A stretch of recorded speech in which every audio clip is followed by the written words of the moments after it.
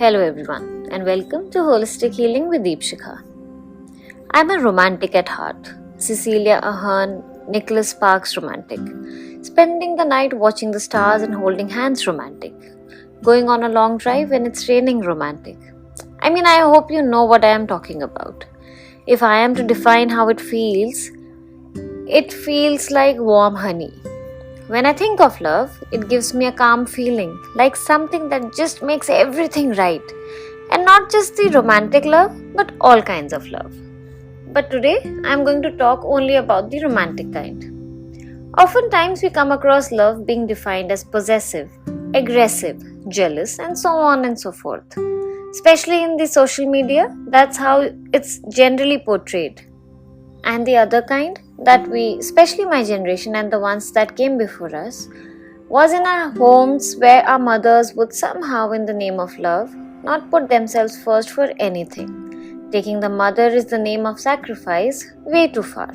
Or the kind where the girl child was put down or told she was not as important as her brother. I am in no manner trying to be disrespectful to anyone, and I totally acknowledge that we wouldn't be where we are without everything that our parents did for us. But now that we are all grown up, we are in a very confused state. We are now independent women who are second to no one, but somehow the moment we are inside our homes, we turn into the ever-sacrificing maiden of the house. Similarly, the man would rather have his partner help him in numerous ways, or for once just put his hair down. But because he is the man of the house, he feels it would not be right. The women want to be equal, but mostly we know how to do that by engaging a masculine energy because again, the feminine energy doesn't seem strong enough to be able to handle the world. But we are of course also caught up in the feminine movement, and the men cannot for a second let their feminine side be visible.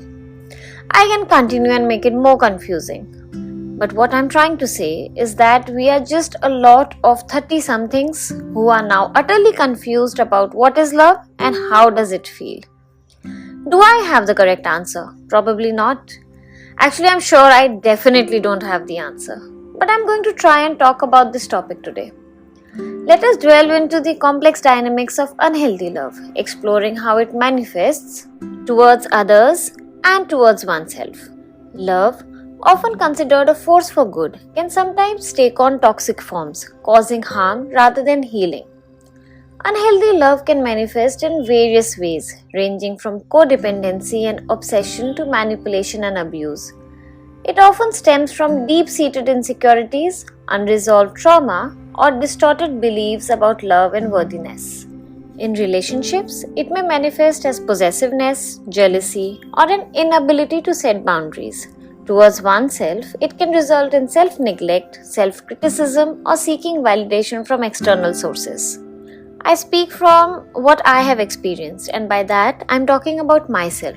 Things that I have done. Things like ignoring all boundaries for the fear of losing someone. People-pleasing by putting myself last. Ignoring major red flags by again and again justifying it to myself. And I can come up with a long list if I continue. Thankfully, the good part is that I have had the opportunity to be able to work upon myself and deal with whatever trauma and insecurities that I had that resulted in such behavior on my part. Recognizing unhealthy love requires self-awareness and a keen eye for subtle signs. In relationships, it may involve an imbalance of power or a constant need for reassurance.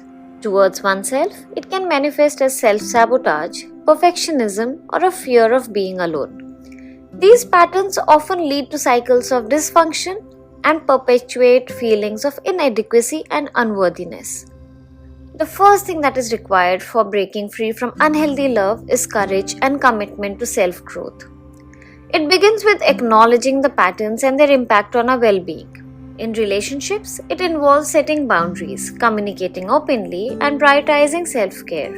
Towards oneself, it requires practicing self-compassion, challenging negative beliefs, and seeking support when needed.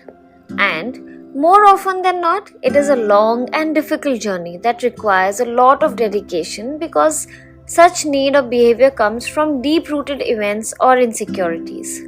But one thing that really helps in this journey is connection, both with others and with oneself. It involves cultivating authentic relationships built on mutual respect, empathy, and acceptance. Towards oneself, it means nurturing a compassionate inner dialogue, embracing vulnerability, and honoring our needs and desires.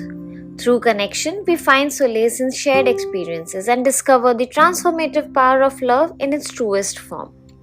However, central to overcoming unhealthy love is the cultivation of self love, a journey of acceptance, forgiveness, and self discovery. It involves embracing our flaws and imperfections, celebrating our strengths, and reclaiming our worthiness. Through self love, we learn to prioritize our well being, pursue our passions, and create boundaries that honor our values. It is a lifelong practice that empowers us to navigate relationships with grace and authenticity. Through mindful practices, therapy, and self reflection, individuals can cultivate a deeper connection with themselves, fostering resilience and empowerment in the face of unhealthy love. By recognizing the signs, breaking the cycle, and embracing self love, we can transform dysfunctional patterns into opportunities for growth and healing. Through connection and compassion, we pave the way for healthier relationships and a deeper sense of fulfillment. Remember, the journey towards healthy love begins within, with a commitment to honoring ourselves and others with kindness, respect, and empathy. Unmasking unhealthy love requires courage, awareness, and a willingness to confront uncomfortable truths. By fostering open dialogue, challenging societal norms, and prioritizing self love, we can dismantle the insidious grip of toxic relationships and cultivate a culture where love thrives in its purest form. As we embark on this journey towards healing, let us remember that love at its core is a force of liberation, empowerment, and profound connection. And with this, I come to the end of this episode. If you like this episode, please do share it with your loved ones. See you next week. Until then, may you walk the path of healing with courage and compassion. Thank you.